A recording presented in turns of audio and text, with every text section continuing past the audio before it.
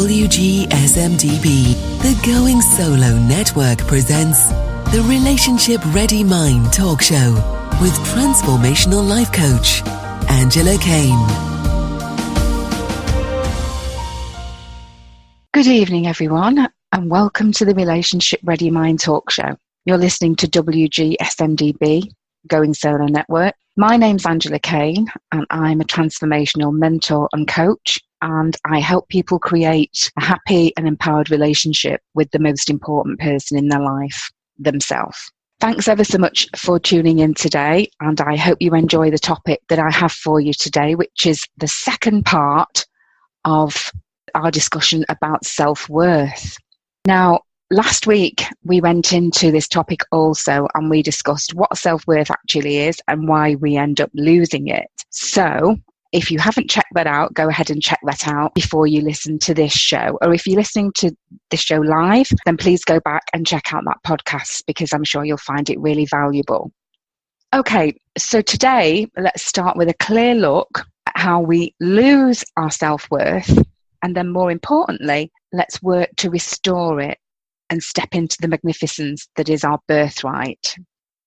So, suffering is always optional. And by claiming responsibility for your life and magnificence, you'll no longer be at the mercy of whatever obstacles cross your path. But to the degree that you resist who you are, the condition you are avoiding will persist and your self-worth will suffer. So fall in love with the person you are and manage your stuff moment by moment. That's a piece of advice somebody gave to me many years ago, and it's proved to be invaluable. And we do this by being in integrity with ourselves and with others. So do what you say you'll do. And even more important than that, don't be afraid to say no. Especially ladies, we have a real problem with saying no in my experience. So learn how to stop saying yes when you really mean no. Another biggie is perfectionism. Perfectionism doesn't measure up at all. And although physical beauty is only one aspect of perfection, many of those lacking in healthy self-worth start the process of self-destruction by judging themselves as unattractive. They think they're either too short or too tall, too fat, too thin, or somehow otherwise not measuring up to the physical or social standards set by our culture. The misconception that perfection is achievable is a setup for disappointment. So ditch the idea of perfection and go for excellence instead. That is much more achievable. And lose the preconceived ideas that society has conditioned you to believe that you must be perfect. You don't have to be. And stop comparing yourself to movie stars or people in magazines who are all airbrushed. And trust me, they wouldn't look like they do in the picture at 7 a.m. in the morning if they haven't slept a wink all night or been up with the kids or whatever it is. It's just not real. But we look at these pictures and we think they are, and we think we have to look like that. We grow up learning exactly what constitutes the ideal standard of how a person should be. The media and television set the stage for this, and from which comparisons are very difficult to avoid. The original idea that we don't measure up comes from a decision that we make early in life about somehow not being good enough, not worthy of love or respect, and deficient in some way to our peers. So although the concept of unworthiness may not have originally stemmed from TV and the movies, those images of perfection do serve to reinforce the already present notion of our inferiority. They provide us with a sharp contrast to what we've observed in the mirror, leading to the obvious conclusion that perfection is achievable, but just not for us. And again, physical image may be just one component of low self-worth. But the condition goes well beyond physical unattractiveness. It goes to the very core of our worthiness as a person, impacting our ability to be really happy. Out of a desire to avoid future pain and compensate for our tarnished self-image, we often try to exert increasing control over our environment. And perfectionism grows from that desire to control others and to avoid being dominated. This behaviour heightens opposition to our perfectionist tendencies and further alienates us from others, reinforcing the idea that we don't belong, that we're unlovable, and we're not worthy. Another belief that greatly influences our opinion about a person's worth relates to what they do for a living. We hold certain professions in much higher worth than others, and we glorify certain jobs, consider others respectable, and simply look down upon many people. People like top athletes and movie celebrities are really admired, and they're almost worshipped by some. They command the highest salaries, and we hold doctors, and particularly surgeons, as those workers most worthy of admiration. Why do we do that? Yes, skill is to be admired, but everyone is skilled at something. Just unfortunately, so many people haven't pursued their passion for a myriad of reasons. And lower still on the worthiness chain are the unemployed or those people needing public assistance. And at the very bottom rung are the homeless people, the alcoholics, the drug addicts, the criminals, and the convicts. But are those people not the ones that need our help and compassion the most? Does that mean that they're less of a person than anyone else? They're misguided and have got into bad ways, yes. But are they less of a person? I don't think so. For many people, the first blow to self-worth comes with the realization that they don't fit the model of perfection. They may be fat or short, have big ears, live on the wrong side of the tracks, come from a broken home, or possess any one of 1,000 or other qualities that make them feel less desirable, not good enough, and unworthy of belonging and being loved. Many people allow their perceived lack of perfection to prevent them from achieving success, from achieving wealth and status. They resign themselves to a life of mediocrity when they realize that they do not rank high on the value list because of their skills, their education, their job, and social status. They lack accomplishment and misinterpret this as lacking value as a person, which is so sad. They equate their economic and social status with their self-worth. Although the perceived social status of a person's occupation doesn't guarantee a high level of self-worth, low self-worth will often cause a person to not excel and to not achieve those positions that command respect, purely because they don't feel worthy enough to try.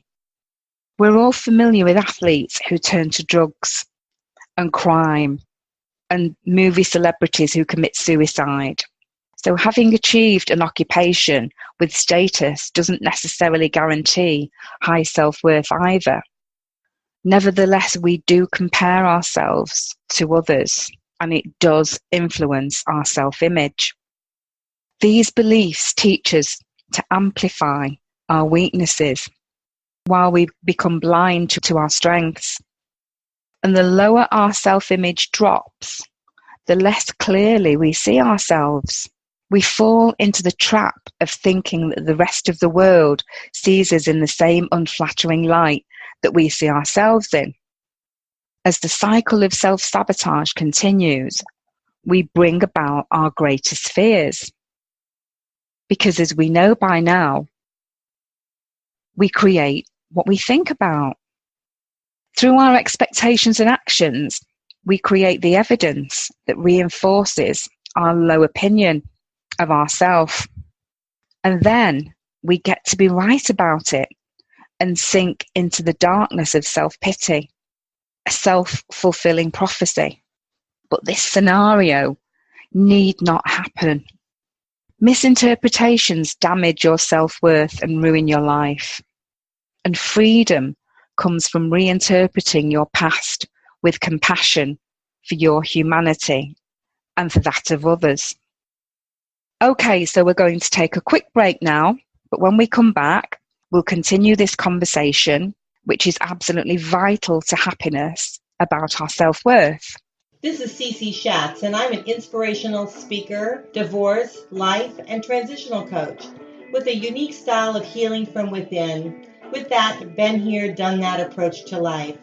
I hope you'll join me each and every Tuesday night at 9 p.m. Eastern Time with Going Solo with Cece, where we bring you educational, informative discussions through the devastation feelings of divorce to finding yourself and redefining your best life.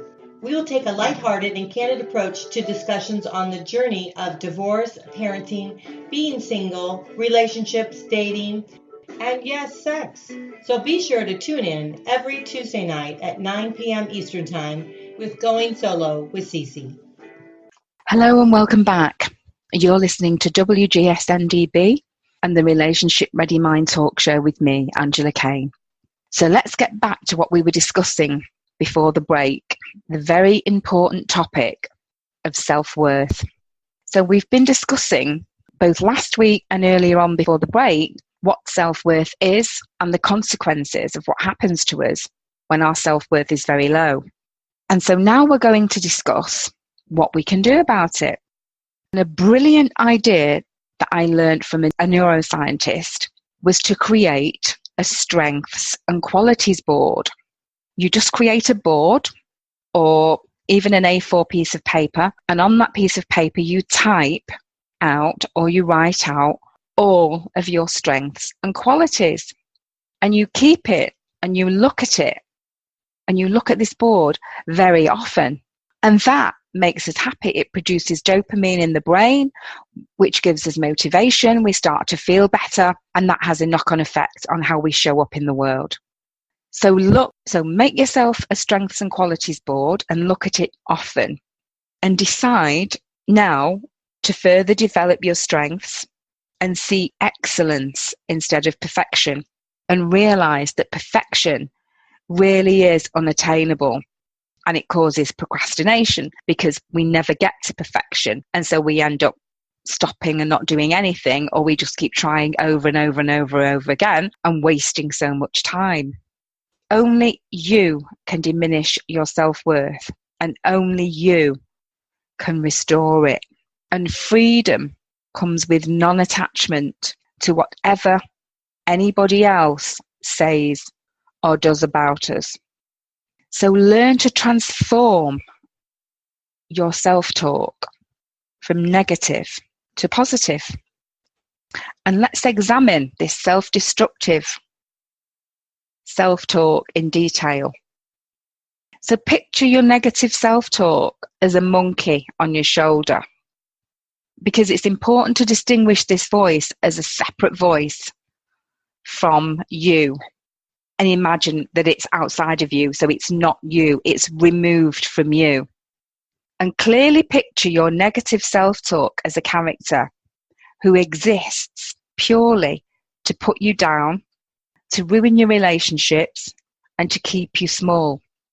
In contrast, its job is to either keep you unimportant and protected from risk, or on the treadmill of forever trying to do better and become worthy. It does its best by whispering nonsense into your ear, and this causes you to feel bad about who you are, and it results in one of two common scenarios. The first one has you sell out your needs and dreams and avoid new situations and shrink away from your true magnificence. The second has you driven to achieve and prove the monkey wrong about how unworthy you are. Maybe you recognize having played out one or both of those scenarios at different parts of your life. Let's examine the first one. The monkey, when you become a victim, this makes his job easier. Victims don't belong. People don't like them and they don't look good. Victims also don't risk outside their comfort zone or aspire to any great or dangerous accomplishments. They live in a world marked by resignation, a world that excludes them as not good enough to play. And your critic can have you mistakenly believe that it's safer to hide out and to quit trying and give up than it is to reach for the stars or go for gold. It'll have you believing that it's actually better to play it safe, avoid the risk, consequently avoid failure. It's quick to point out all the reasons why you should feel bad about who you are, and it prefers that you believe its put-downs so that you will not think yourself worthy enough to try new ventures and find success or freedom. If you don't try, you can't fail. And so your critic will have protected you from that unpleasant possibility. It will know that by listening to its guidance, you will mangle your relationship and sabotage your success. It considers both unnecessarily risky and, like an overprotective master, prefers you to stay home and hide under the bed rather than lead the hunt. He'd rather you get by angry at yourself for being a loser than risk a worse fate by overstepping your abilities. The critic is also the master of guilt by reminding you of all the times you've messed up. You were selfish, you hurt others, you fell on your face, and it causes you to beat yourself up repeatedly. And by doing so, in a contrary way, you actually feel better knowing that you've been properly punished for your transgressions and your mistakes. Your critic may tell you that life is not so bad if lived quietly, without the stress that accompanies the need to accomplish great things. Maybe you rationalize that you're not experiencing all the bad extremes by playing small and beneath your potential. But perhaps your life is dimmed and void of the passion and power that would be possible to experience if you played at a higher level. Restoring a healthy sense of self-respect will support you to reclaim your magnificence and generate a variety of new possibilities for happiness and accomplishment. The critic can also run your life by convincing you that you can overcome your unworthiness. If only you try harder and strive for perfection.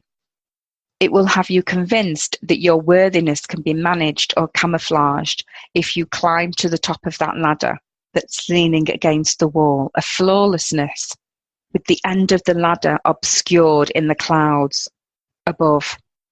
And once you reach what you think is the top of the ladder, you discover that you're still not perfect, that you haven't accomplished nearly enough to counter your worthlessness, and must continue to climb that ladder until you reach that faultless state, which you'll never reach. Reclaiming your self-worth will result from your ability to recognize when your inner critic is speaking its nonsense and realize that its misguided counsel doesn't support your happiness. Guilt, in my opinion, is a totally wasted emotion, and it's always optional. Instead of berating yourself for your faults, your excellence will result from being able to respond in a manner consistent with your vision, your values, commitments, and your life purpose. Perhaps a parent, a grandparent, or another person told you that you were flawed in some way when you were very young, and you believed them. The critic now may take on this person's words to remind you of your inferiority. Whether your derogatory thoughts originated from your own misinterpretations or from the unkind words of others, you still have the ability to recognize that these thoughts are untrue and do not support your happiness. And most importantly, you don't have to believe them. So try this exercise. For the next week, as you go about your day-to-day activities, notice each time your inner critic puts you down, makes you wrong and keeps you small, and record each negative thought you have about yourself. Write it down. Just stop what you're doing and write it down. And then get to clearly differentiate the critic's voice. Get to recognize it immediately. And note how each cynical thought serves some purpose from the critic's perspective. So tell the monkey off in a forceful way every time you hear its misguided voice. Your monkey will never go away for as long as you live. It lives to create dissatisfaction regarding who you are at the core and what your life is about. So recognize its voice when it shows up to speak its opinions and show that you need not listen to what it says. Its advice puts you down, ruins your relationships and promotes upset. The most effective way to temporarily silence the monkey is to forcefully tell him to shut up and take a hike. You need to be as forceful in silencing this cynical chatter as it is in continually dishing it out. Learn to understand it's just the voice of your critic and you don't have to listen to it. You have a choice and choose not to listen to it any longer. Well, I do hope that you've enjoyed the show today and that you found this information valuable. And don't forget to tune in again next week when we will be talking about yet another life-changing topic. So thank you ever so much for listening today. You're listening to WGSN-DB, Going Solo Network. My name's Angela Kane. It's been really nice spending this time with you, and thanks so much for joining me. I look forward to connecting with you again next week. So take care.